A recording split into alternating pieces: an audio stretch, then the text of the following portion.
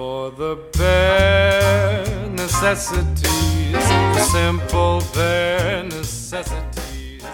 Hello and welcome to episode 125 of That's a Shame. Thank you. That's 5 cubed, so I believe. Imagine that. That's good. And that's the kind of mathematical wisdom we'll be imparting moving forwards in all episodes. It's interesting that it is a 5 cube because we've got a 4-point plan for today. Okay, talk me through it. Who are you, by the way? I'm Declan. Oh, yeah. Sorry, I should have said before. I should have known because we've lived together for quite some time. And you? Isaac, yeah.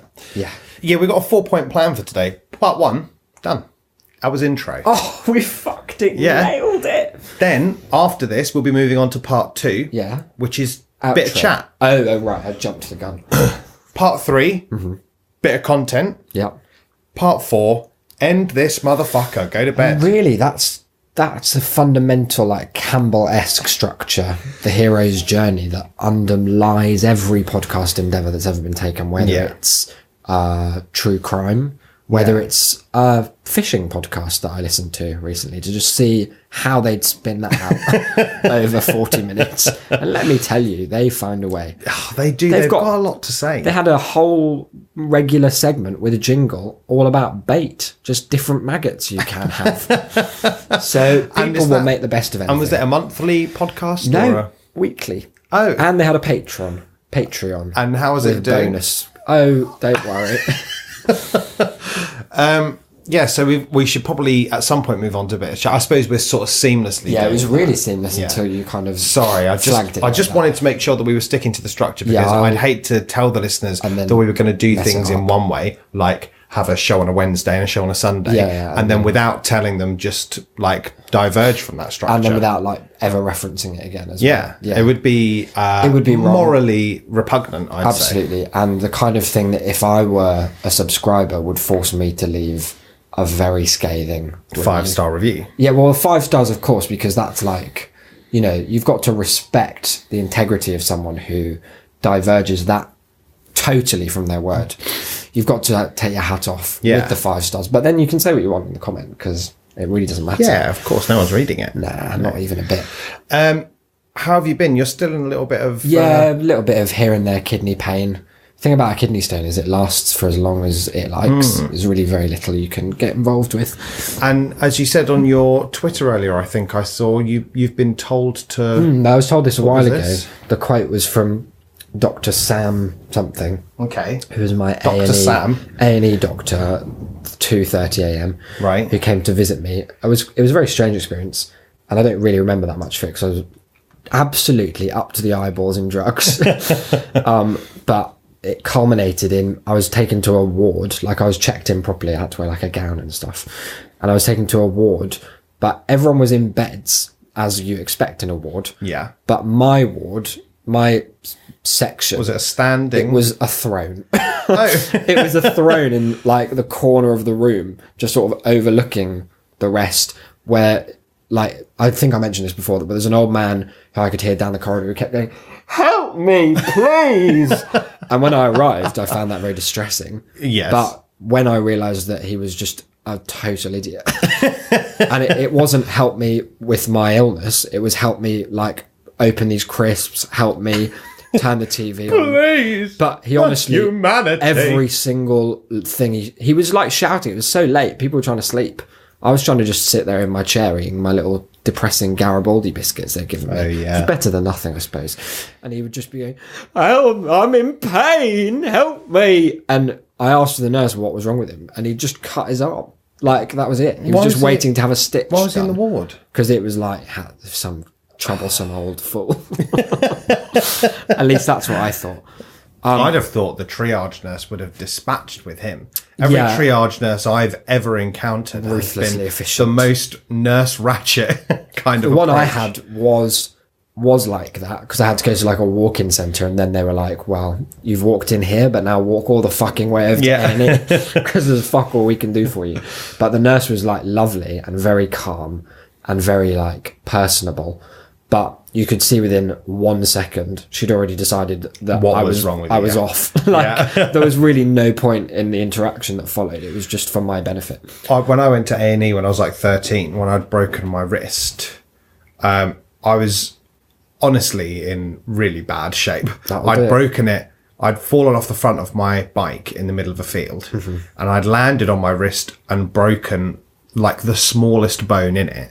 But then the handlebars of my bike landed on my wrist and broke the same bone in a different place. There was like, that's unfortunate. There was mathematically only one way you could break it twice. It was like some sort of weird Gordian knot. Yeah. And it's like a lateral thinking puzzle. Exactly. And the answer is God fucked you over in a big way. And so I was just lying in this field, waiting for the ambulance to somehow get there, which obviously they couldn't. So I then had to walk back across the field. That's no fun. I'd nearly broken it again getting out of the ambulance because they gave me gas and air. And then when the ambulance pulled up to A&E, they like came and they were like, okay. And they opened the back doors. And then they were, I don't know, readying the step down, I think. And I just sort of unbuckled myself and stood up. But all the gas and air, like I had no balance. I nearly fell straight forward onto it again.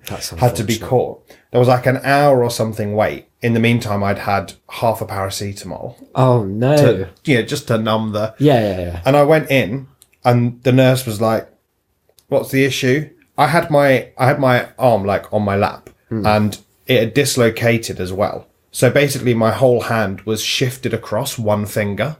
That's a horrid idea. Yeah, it was just there to the left. So my little finger was where my ring finger was. Like it was behind a large glass of water. Yeah, exactly. It just poorly. I was like, well, it's this, nurse. It's this great big hand that's all wrong place. And she just lifted up by the arm, flicking it around. She was just flipping it over, playing Subbuteo with it. Yeah, she was like, as she put it down, this hand is my hand. Yeah, broken.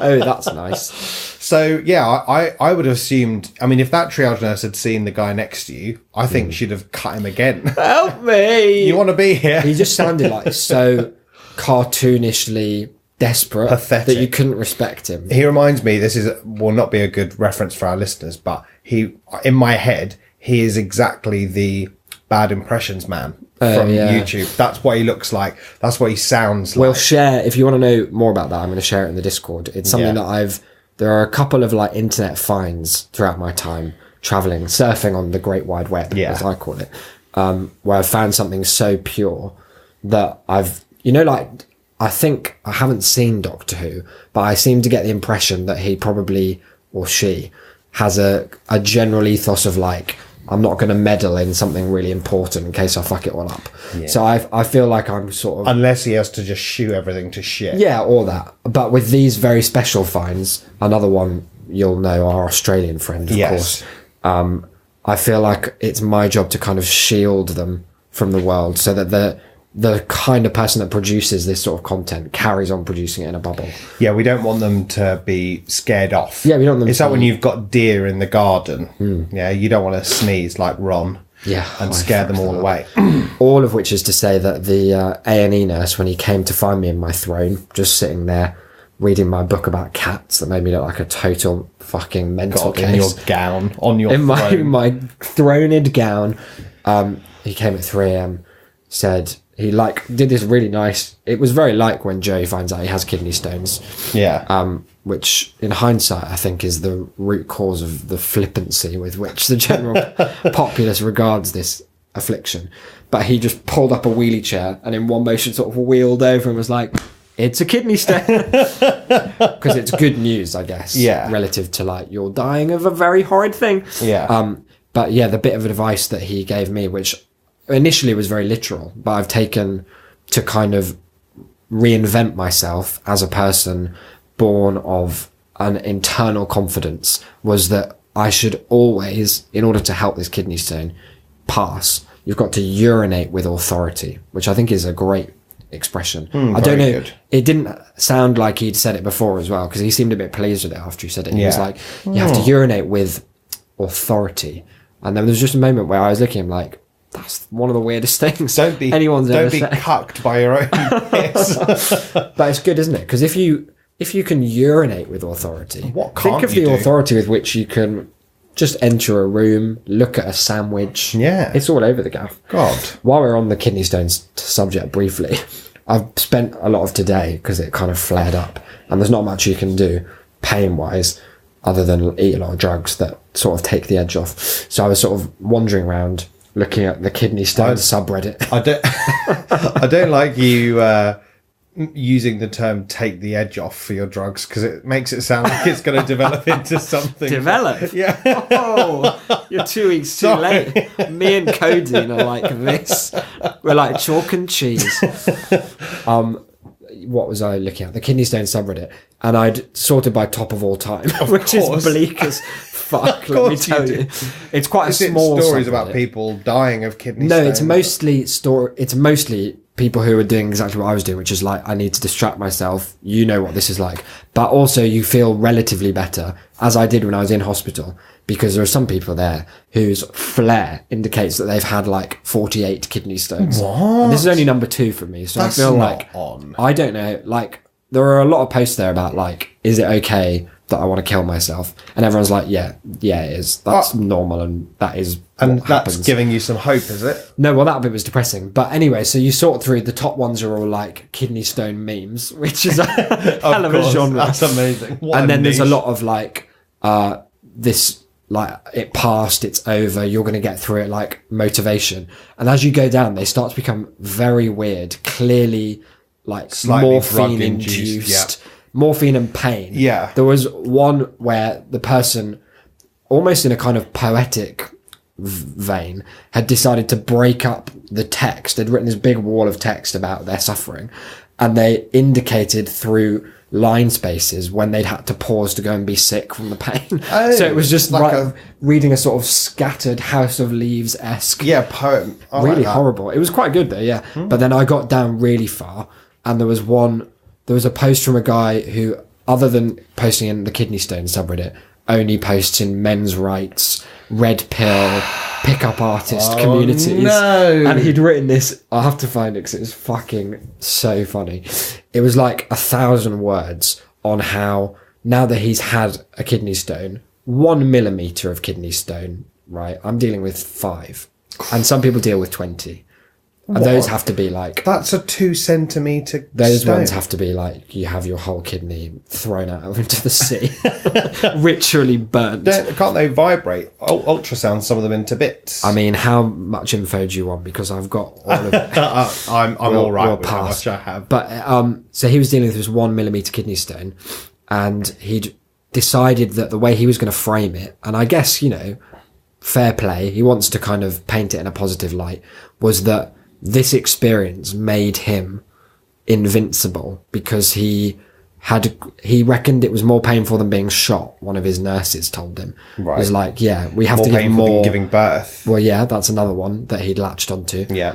But he'd like latched onto it, and whilst the premise was acceptable, like, yeah, it's very painful, famously, he'd sort of run with it in a tangential way that basically said, now that I've had a kidney stone, I can fuck anyone at any time.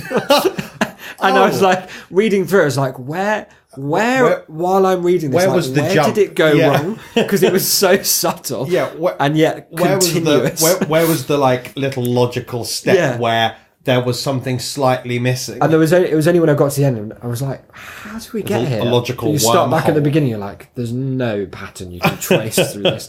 So it does odd things to people. It's interesting that you bring up this kind of attitude, because I've also been on a subreddit today. Oh. Had a little monthly check on a subreddit, and instead of sorting by top of all time, I have of course gone for controversial of the month. Nice.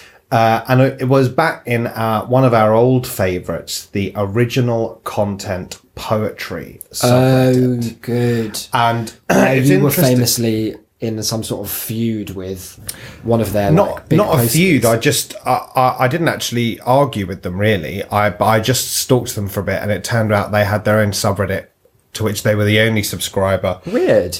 Where they posted a very bad poem once a day. Once every day? Yeah, pretty much. That's a big commitment to poor poems. So I've got a few up for us to look through. There's quite a theme, and then the last one is just a horror. Okay. I do like, just straight off the bat, controversial poetry as an idea. Like, it's a strange niche of poetry. It's given me a little bit of hope for the sub, which has, I think, been improving of late. Not with my influence, but perhaps just my presence. Yeah, okay. They know I'm there watching, so that's good. They're being, in that, like Santa. What has dominated the controversial poetry section is wanky poetry or poetry from wankers. Or the combination thereof. Yeah, that's what I was hoping was going to exist. And moving on very seamlessly, and we should say on the spot from your story, is a poem called "For Men" for International Men's Day. Okay. Oh, I thought for the number, but it's for. No, it was for the number. Oh, right. For men. Oh, so already for International Men's Day. That like homophone going on. As the title would suggest, this is a shamelessly political piece, though it's worth mentioning one few thing. I completely support the fight for equality that women face. Oh, good. And this poem isn't meant to detract from that, but just to remind us that men face struggles too, particularly when it comes to kidney stones, the family courts. Oh, this old chestnut. Now, this is gonna, I assume, be a whole new kind of argumentative plane that we'll be operating on. It's not going to be that light. Forget the marketplace of ideas. We're talking about the slam poetry stage of dialectics. I'm so excited. For men. Can you give us their username so I know if I hate them based on that? You circle 3 triangle. Oh, okay. It's a bit weird. I knew a man once whose wife left him. She said he was boring and she wanted no more of him. So she took his daughter to a commune in Wales. That's a big and to see his child, he drove 400 miles. What did that rhyme with? Was it Wales? Yes. Okay, it wasn't. Well, no, it wasn't. No. For 7 years, his girl was raised by a poet half his age, a man who worshipped Ferlinghetti and spent his nights getting drunk and sweaty, while he just prayed that she wouldn't forget him. That's sad, isn't it? The poet left them in the end, too young to be tied down, he said, and the wife returned to town, and nothing more was said. The father and daughter still get along, but she wonders why the bond's not strong. The bond. It sounds like M talking. Yeah. I wonder why the bond's not strong, 007. The second guy I met had a face as white as milk. Was that only the first of 4 of these idiots? He had a face as white as milk. Because he'd had a call from a former boss. They'd had a Christmas fling, and she phoned because she said it was finally time to tell him the truth. I've got a fucking kid! A baby! Holy shit! For a long time, he just swayed and swore like a 21-year-old confused who's woken up on the morning after and realised he's just been used. Oh. She was 35, he spat, meeting my eyes with fear. I think that's a line in Company. She was minted. She bought all the drinks. It was Christmas. I just didn't think. I don't even remember half the night. He didn't even remember half the night. You said? He didn't even remember half the night. Again. And so a little later, I started to wonder whether calling it rape just might be right. Oh, dear. Do you think it might just be right? I think we should suspend all engagement with this. The third was in his 60s, bald all over with alopecia. He'd had a stroke some years ago and had cheeks that were grey and sunk like stones. That implies downwards rather than inwards. But I don't care. He's still my son. But he wasn't really. Oh. Oh no, not really. Not when all was said and done. The real father of the man he'd called his son since birth was some guy his wife had known from work who'd kept his picture by his computer along with all his other squirt. He's still my son, he said. What does squirt mean in this context? I raised him. Then he hung his head, and I wondered if he had the strength to live that lie until he was dead. The final man is famous, with a son who surpassed us all, but he was written from the scriptures, eclipsed by the ghost who made us all. Oh no, it's Christ. He taught his son some handiwork, maybe how to build a dresser, but he was nothing next to Mother dear, the Virgin Mary, bless her. Oh no! It's become like a patter song from the old Victorian. And don't talk about his real dad. He missed most family get-togethers. God. That's what I mean, seemingly. But is that the perfect father? A mythical creator? An invisible provider? Like a just supporting actor or a car's optional extra who'll come inside then step aside to make way for the oppressed? Ha! Being a dad's like being a ghost. So don't tell me how it feels to sit round a boardroom table and talk about the way we deal with something so important that he dismissed with a smile. Like ghosts do. I may be a man, but I still understand how it feels to feel futile. Now, misogyny is not for me. I don't blame a gender for their behaviour. But let me make this plain. If you really want equality, let's talk about child custody, and we'll change the world all over again. Wow, that's a very poetic final stanza. It didn't sound like someone just accosted you in the street with a leaflet. No. And that's what I like about it. It was clearly very considered syntactically. They'd varied some... Well, I guess they'd gone contrary to my expectations, which was going to be that it even sounded like a poem. Yeah. By sounding like rambling. And that's quite skillful to be able to just play with our ideas and what we come to assume the poetic form will be. Feeling really sorry for that second guy who got... Milkface? No, who got raped by his boss. Yeah. Thoughts? No. How was the feedback to the poem, though? Let's have a look, shall we? I'm sure it's going to Ferlinghetti and Drunken Sweaty made me grin. Well, that says so much about Circle 3 Triangle replied, wondered about something with spaghetti, but think I made the right choice. Yeah, because he was drunken spaghetti. Oh, dear. Most of it seems to be quite positive. Why controversial, then? Because I think people who didn't like it just downvoted it. They didn't bother to explain why. Yeah. That's fair enough. I can appreciate the hit and run approach. So most of these follow a kind of similar theme. The theme here being pretentious. Pretentious or preachy. And that one was quite preachy. It was quite on the nose. Specifically, artistically pretentious. Okay. In a variety of ways. The next poem is called Pathetic. It's by user Burton's Buddies. And this one, I think you'll latch pretty quickly onto what they thought was going on art-wise here. Acrostic, I expect. No, although there is an acrostic that I need to show you after. Okay.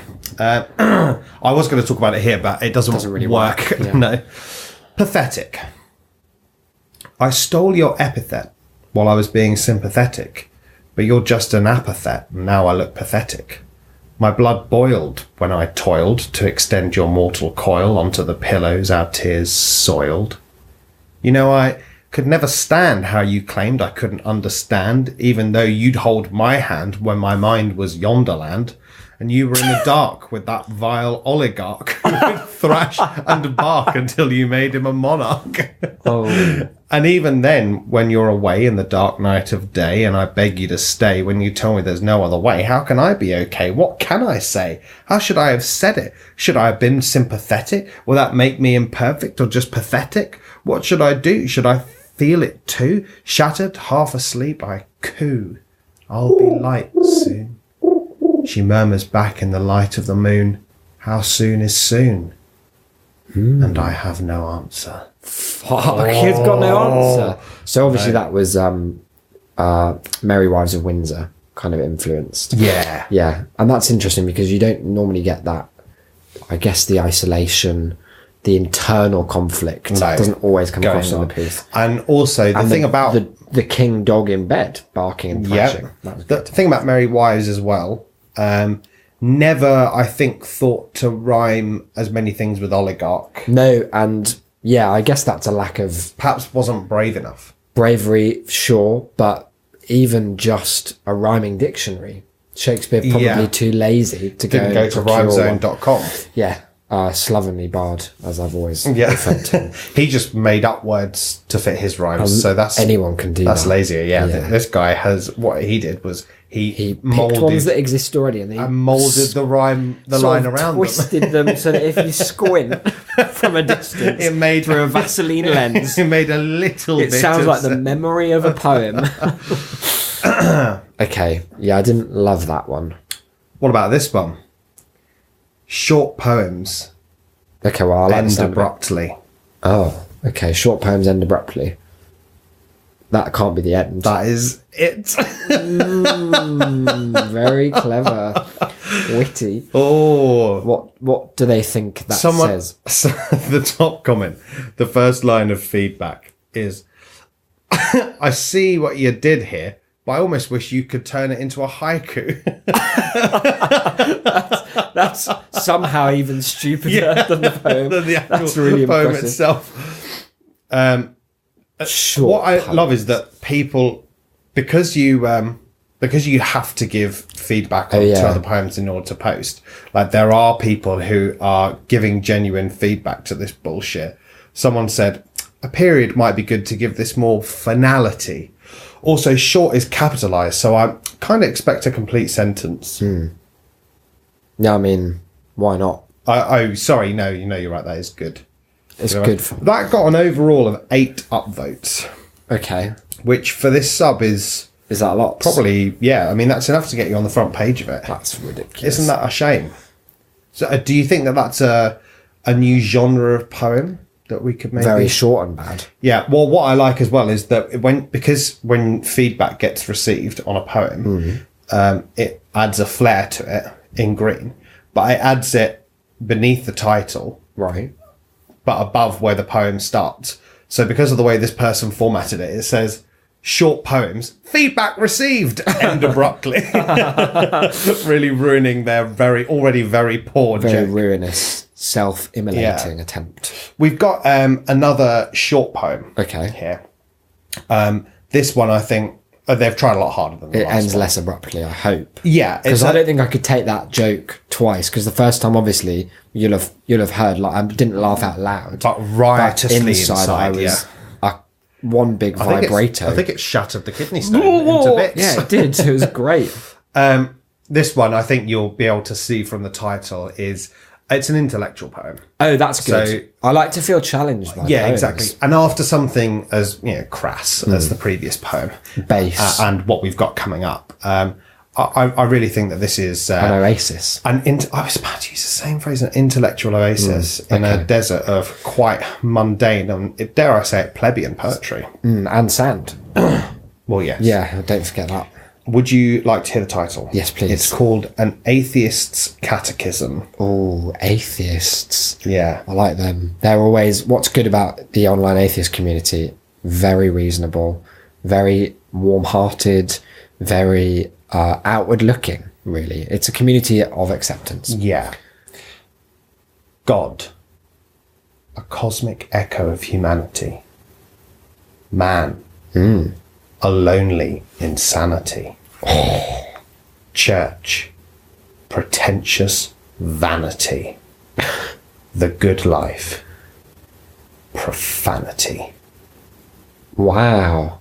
Is that the end? That is it. Well, that's all you need. Well, I knew that was the end, so I didn't mean to sound like a question. I was like, wow, that was the end. The end. That's what I meant. Yeah, the question mark was inadvertent on my part, because what more is there to say? Well, that when you've taken down, as far as I know, it's what, like 1 billion years old? The church. The church. Yeah. When you can just line it up in your sights and with such economy of language, find that headshot and blast it. It's like one of those ones where he's lined up the Pope, all 3 iterations of the Holy Trinity in one. And all the cardinals just happen to be like doing the conga. And it is Christmas after all. We've got to do something. And he's just lined and with one bullet, just straight through. God. Quadruple headshot.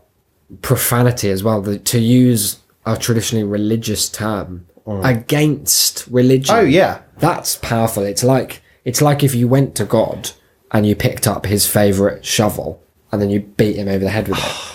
That's the kind of betrayal. I think that's it's an already existing euphemism, isn't it? To beat God over God's own shovel. Yeah, I think so. The feedback is glowing, very depressing. I'm sure that's exactly that's Reddit bait, though, that poem. Yeah. People will have legitimately climaxed sexually to a printout of it. The top is man, a lonely insanity quoted. Really strikes home for some reason. Yeah. Did you feel that? Yeah. I watched a sort of glint come into your eye. I had to look off into middle distance and be like, wow, that is me. I am lonely and insane. I got chills reading this. Love, church, pretentious vanity. Much respect for the creativity that went into this. Into that bit in particular? Yeah. Okay, yeah, because it's quite... obviously, you had to use the word church, so that's not too creative. And then vanity was rhyme. One of the things from his rhyming dictionary. But pretentious, now that's novel. And that's something that the church, it really gets them, doesn't it? It really gets their goat. They're like, they've got us those again. old men who live in golden crown-based rooms, wearing beautiful linen velvet dresses, gowns, and drinking expensive wine that they say is the Jesus blood. You call them pretentious. That'll set them off. It really undercuts them. Yeah, exactly. Yeah. We've got two more. Okay. They are the worst. Good. The last one is one of the worst things I've ever read. Okay. And it is horrible, and I'm very sorry about that. Am I going to have to edit it? No. Oh, that sounds like a yes. No, you're not. I'll get the beep But ready. You'll probably want to. Okay. Only in the sense that you'd want to edit it in your start again before you've ever heard it. Right. This one is pretentious in so many ways. Okay. Number one, he's managed to use Courier font. Wow. For the text here. Interesting choice. It's a poem that's pretentious about itself. Okay, meta-pretentious. Yeah, and meta-pretense is it's something else. I've often struggled manfully to try and achieve it. And this guy, it's just second nature to him. So he's probably like a wizard with words, is what you're saying. Yeah, well, and he's called Comedian 02. So he's the second comedian on Reddit. And so, there's something of a very dry, cultured sense of humour. They have that kind of sideways glance on life, don't they? And I'm sure that's integral to his process of because what is poetry but a reframing of what we already know, putting into words essential truths that we all feel. What? Comedian 02, over to you. The title is This Is Just to Prove. This is just to prove that I'm no buffoon. I can hear the meter, follow the rhyme, give birth to a bastard of different wool which would not be a part of my bloodline. A sheep. Yeah, no, he meant a sheep. Some neat thing with tied shoes and an IQ that's well-tempered, patient, tapered, pretty, like a spear that's been made into a cue. It's probably not from a sheep. Death and warfare to something petty, like pool. What, the game? Yeah. Counting syllables and fretting the stress offers no escape to a sleepless mind. The blunt knife requires more thrust than the chef's. And to be frank, who's got the goddamn time? Oh, he's cool. I bet he was throwing a little cigarette away as he said. Well, a cigarillo. Who's got the goddamn time, dog? And then the camera just sort of mists out. Yeah. What do we think? Comedian 02 will return in another wanky tale. Gunny Saxon is the top response and says, plenty of us have the goddamn time. That's jokes. This is my first attempt at something a bit more proper. What I'm looking for in terms of critique, : is it bad? Yes. Is it good? No. Why is it good / bad? It's not. Oh. How can I improve? Why specify that's what you're looking for? That is the essence of feedback. I wasn't going to just talk about your choice of what Unicode characters. Which of those things weren't people going to give in feedback? He thinks he's I'm not going to tell you whether it's good or bad or how or what you could do to improve. But anyway.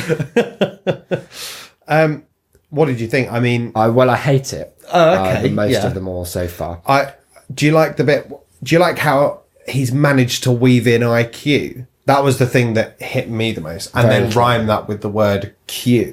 That's also very good. And again, it's the unexpected that becomes the staging place for these pivotal moments in the poem where you're like, wow, he's got the guts to do that. And you know that that's a poet you can trust. I hate it because it's a very lazy like escape, isn't it? Like writing a poem about writing a poem. Yeah. Writing a song about writing a song. And it's not inherently bad, but you have to be so good to pull it off. Yeah, Tim Minchin can write songs about writing songs. You're not slagging off Sarah Bareilles' I'm Not Going to Write You a Love Song, are you? Oh, no, of course not. Because she wrote the musical Waitress that's coming very soon. What about the characterization of himself here? Counting syllables and threshing the stress offers no escape to a sleepless mind. He's a particular personality type. We've probably all met them. Yeah. Or should I say they've probably all met us. Because for us mere mortals, we look at people like that, titans of intellect, of industry, sometimes. And we wonder what's going on behind those eyes. Well, it's too much. They're tortured, aren't they? Well, tortured clearly. by their own genius. And that's why they can't get that sleep.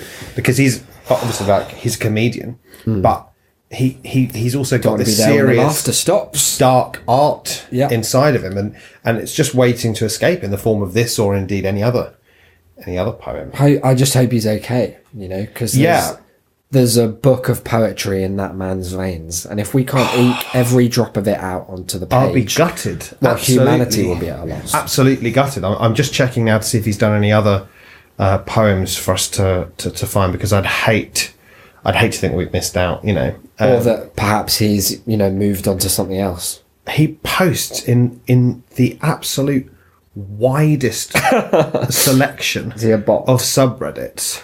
Give us some examples. Okay, here's the top selection: learn math. Okay. OCD. Okay. Bearded dragons. Am I ugly? Oh no. Raised by narcissists. Oh wow. South Africa. Am I the arsehole? Yes. Bodyweight fitness. OC poetry. Just unsubbed.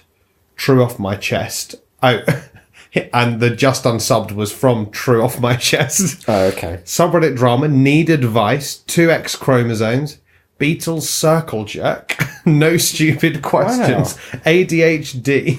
What is going on? This is a group account shared by probably like the intelligentsia. You hear about the intelligentsia. You might have heard of them. Oh, yeah. They're generally kind of behind the scenes. Is that the intellectual dark web? Is it similar? It's similar, yeah. I think they probably set that up. I don't know if they still kind of manage it on a day-to-day basis. But what they do, the intelligentsia, they obviously take over the universities and they indoctrinate the youth to try and make them into snowflakes. And clearly it's working so far. Oh, okay. So what I'm thinking is this account, probably Noam Chomsky keeps like in his LastPass vault the login, and then he shares it with just gives it out to Guardian journalists. Aaron Bastani's in there, yeah. Prolific ballet dancers even, just to get that kind of like different take. I like it. We're at the final poem now. And so why have you selected it? It was the top one in controversial. The top most controversial poem of the month. Okay. From 1 month ago. Uh-huh. It's marked NSFW. Oh, Christ. The title leaves not a lot to the imagination. Oh, I don't like it already. I can see you looking at it. And frankly... If it's all about cum, like every bit of bad sex and fiction... It's called Masturbation Fascination. Oh, no.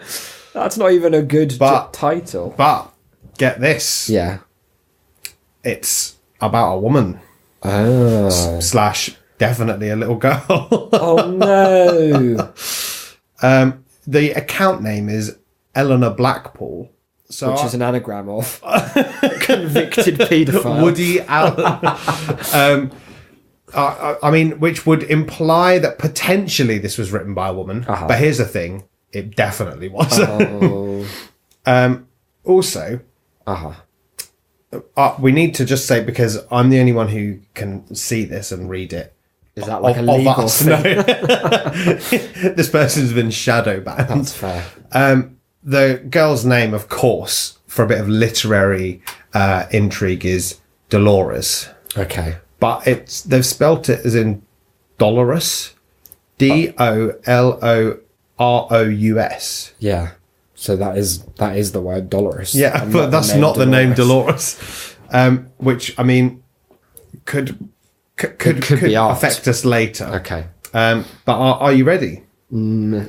I suppose in the literal sense. Yeah. Okay. Yeah. But let it be on record that I'm not pleased. Okay. Well, I mean, I told them that. Okay. Little Dolores lays restless in bed. R-rated images pop in her head. Why is it in racist meter? Of course it's in racist. No. Racist meter and pedometer are one and the same. Well, naturally. Yeah. She's ready to explore her new fascination. Tonight is the night she tries masturbation. I thought when you said that, like, surely the next line is not going to be... No. Of course it is. She's done all the research she could. Cosmo and friends tell her she should. You'll be healthy and happy, they say. Then why is it she has such a delay? Others cross their hearts that it's a sin. Don't eat the apple, just drink some gin. What, little kid? There you go. This is also confusing. It's also sad. Why is feeling pleasure oh so bad? Under the covers, she rubs and twists. Fingers glide, hoping to find pure bliss. Promises of a sweet release filled with joy. 1 hand, 5 fingers, no need for a toy. There's something very Christmassy about that section. She tries. I can imagine Jim Broadbent reading it in an advert. Are you ready? This is the greatest end to a poem ever. Okay. She tries her best to figure out this puzzle. The articles warned her of this struggle. How will a boy ever figure out Dolores? Not even she can find her own clitoris. Oh, come on. But here's the... That's so bad. Here's the laugh, is that in order to make that rhyme work... Which it didn't, let's be clear. Clitoris is spelt with the same end as Dolores. Clit. O-R-O-U-S. Oh, come on. I mean, Clitoris. What's the controversy? Because it's just bad. It's just unequivocally awful. The top response starts, fantastic poem, well written and relatable to many. What do you mean? What does that... Oh, dear. Well, delete your browser history. No. I like the poem, said St. Steady, but I really don't like the rhyme scheme. It feels too childish, but if that's the point... Eleanor replies, I was actually going for a childish feel. Of course. Is that a pun? Well, seemingly. Like Shel Silverstein. Wow. I was trying to write from the mind of young girls feeling ashamed of masturbation. Uh-huh. So, definitely a bloke. Yeah. Thanks for the feedback. Someone replied, childishness accomplished. Oh. Well, OC Poetry... probably on our list of shames for the year. I don't see the improvement that you hinted towards reflected in the because what I'm saying is that the fact that these appeared in controversial is the improvement forward. That they appeared there rather than as the top most popular poems. I guess the journey of 1,000 miles begins with a single step. And that's finding Eleanor 5 fingers, sending hand, the police, not even a straight to his door. So there we have it, hey. Another great big poetic episode of That's a Shame from us to you. It's coming towards Christmas, isn't it, Declan? We're less than a week away. Hurtling. Positively hurtling. For all your presents. I have, actually. I did it at work on Monday. Nice. Very, very well done. I've not bought a thing. Oh, well, that's fine, because they say it's the thought that counts. So as long as you've, I don't know, vaguely had the idea of buying something. Yeah. That's fine. Yeah. It counts. I'm always thinking about buying things. I just haven't got any of the money to do it. Yeah, so I don't. But it's half the fun, isn't it? Yeah. At least.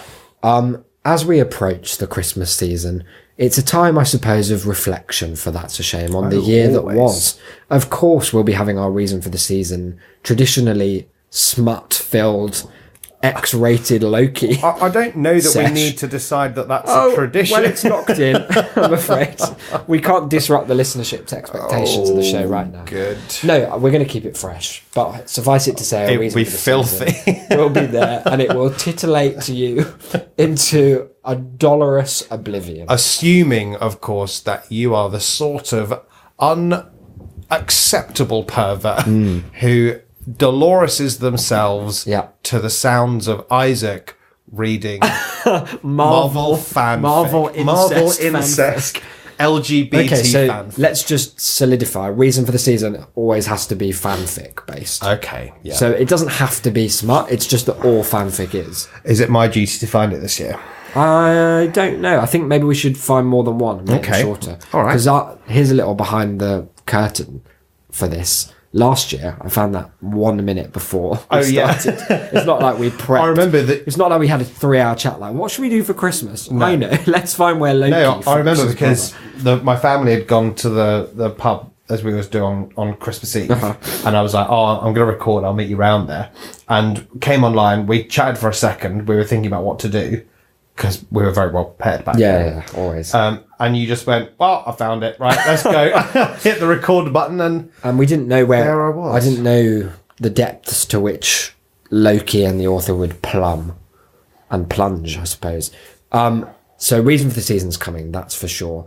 And what else is coming is a renewed enthusiasm on our parts, because December's a difficult month for anyone to bother to do anything. I guess I kind of checked out mentally of doing any work of 2018 after about Halloween. Yeah. Of 2018, because you're like, the year's basically done. Anything important that was going to happen, it's happened. Like, if the apocalypse was coming, November cut off. No one's blowing up the whole world in December. No, of course surely. So yeah, we've been a little lax on our content schedule, for which we can only apologise once, and that was it. Moving forwards, we will aim to continue the Wednesday, Sunday, plan, I suppose. Dynamic. And get back to our Patreon exclusive content. Of course. Why don't you tell us a bit about that, Declan? Because it's a season for giving, and also for giving to us on Patreon as a Christmas gesture of goodwill. How can people do that, and why would they want to? They can do it by going straight to patreon.com/shamecity. Good website. Yeah, it's very good. There's lots of tiers. They kicked off Sargon of Akkad. Oh, that was good, wasn't it? It was good, yeah. And it, of course, hasn't prompted any kind of very melodramatic and hypocritical ramblings from the alt-right about the end of free speech and the death of expression and the radical left, of course. So when you're there, you'll see all the different tiers and all the different things that we promise. Yeah. Not necessarily that we have provided, but that we are always provided them. Striving to provide. Yeah. And we do promise that come the new year, there will be a renewed enthusiasm. Is that a resolution? Therefore, yeah, I think so. Okay. Another thing that will be coming up, I've just realised, is we're going to have to do an episode reviewing our predictions for the year and giving some new ones for 2019. That should be our first episode in January. Yeah, I think so. That can be another tradition. We'll crack it open like a big time capsule of shame. Oh, I was thinking more like a big sort of temporal egg yolk where you can like crack all over the 2019. And watch fry it. No, I'm not even frying it. I'm just letting it sort of pour and coagulate across, just to propagate that yolky goodness straight throughout the year. And that's not going to go off. Oh yes. Oh God, how it will curdle. And come December, we'll be here regretting the whole eggy mess. Yeah, but you've got to live through these things. So yeah, and every penny that we get through the Patreon is greatly appreciated. If you've enjoyed even, half an hour of this show, how many episodes have we had this year? It must be like 2,000. That is an interesting 3,000, yeah. Then, I'm going to borrow the word from someone else's podcast I listened to, the phrase, a value for value model. If you found anything valuable here, then chuck us something valuable. And you know what? It doesn't have to be Patreon dollar. It can be an email saying how great one of us is to Isaac@shame.city. Or it can be a more general piece of content, tass@shame.city. Send us your thoughts, your feedback, your questions for the show. Maybe we should do a little survey at the end of the year of stuff people like, stuff people want, interview guests that we should try and get. Stuff people don't want? I think I know what all of that is. Oh, yeah. And I think it was that poem. You know the one. But yeah, maybe we should do some feedback, stuff like that. We'll talk about it off air. Yeah. Other than email, though, and the patreon.com/shamecity, what else do we have going on? There's loads of stuff going on. Plenty. We've got a Twitter. Diversified. We've got a Twitter. Uh-huh. And that Twitter is @that'sashamecast. Oh, yeah. And good tweets? When they're there, yeah, let me tell you, they're the best. And if we're ever going to let you know that we're not doing an episode, which we won't always, only way you'll then that is the way that you'll have to find out. You can also find us individually where there are very good tweets. I save my higher quality material from my account. You can find Isaac @IsaacBD, and you can find a lot of kidney musings @DE Delay. Absolutely. And recently reinvigorated by forces unknown, the Discord server. What's Discord, you might ask? Well, I'll tell you. It's where the chat comes to live 24/7, 365. We'll be there Christmas. We'll be there on Ramadan. All of it. We're going to be there Ramadan. We're going to hit it up for Epiphany, January 6th. We'll be there. Why not? Diwali will Martin Luther King Day. I'm going to be there in such a big way that it will overshadow the Great Doctor. Some have said disrespectfully. Others have said boldly. I take all of that back. And get this, we recently unlocked a new thing there. It's a chat server, I don't know if I said that. There's a voice channel with a robot in it called Sondheim, and he'll play you any music you want. So you can just communally hang out, listen to music, or I guess you could load up our podcast and listen to it on there, which is what I'll be doing. And we hang out in there. We've got lots of super cons, lots of regulars. It's fun. It's good. Get involved. How do they, though? Because I've forgotten it. Shame.city/Discord. Yeah. Shame.city/Discord. I just did a quick bit of research. Yep. Our last episode of last year, which depressingly and prophetically was called Same Year, Same Us. Wow. Whoops. We roasted ourselves big time. Was episode 57. Wow, so we've done about 70 odd episodes. That's good, isn't it? That's good and powerful. Yeah. And some of you have the gall to just consume like mindless leeches on the jugular of our sweet and ever-flowing content. Put it right. You can do it through Patreon. You can do it just by loving us a bit, because that's what we all need, isn't it? Or you can do it by leaving us a review over at shame.city/review or reviews. There's been some like big podcast drama recently because iTunes just randomly wiped out a load of like reviews from every show. Really? Yeah. I don't know if it's a glitch or if they're... I assume it is. Has it affected us? I have not bothered to check. Has it deleted Bryony's review? Imagine if it had. If we're the only people in the world who'd benefited from the review wipe. But yeah, try and get involved in that. It would be a good January 1st gift. And it would start 2019 off on a good foot, the way we would all like to. Indeed. Until episode 126, I've been Isaac, you've been... I have been Declan. Keep it real. Bye, guys.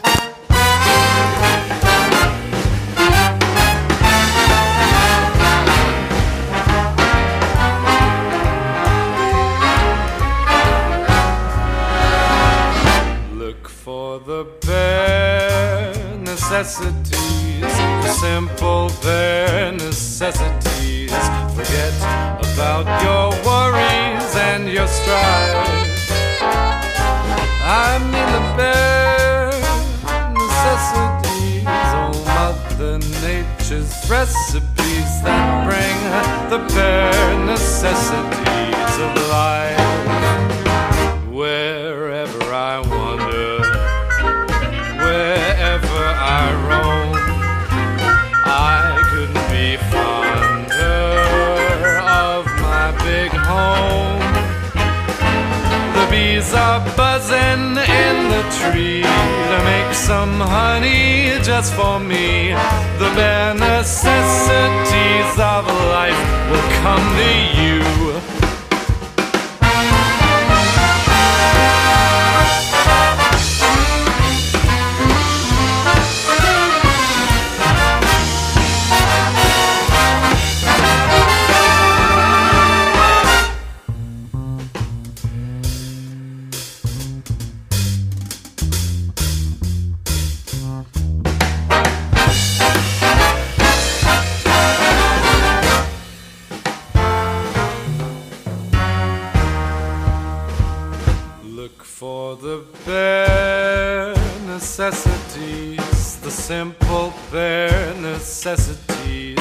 forget about your worries and your strife.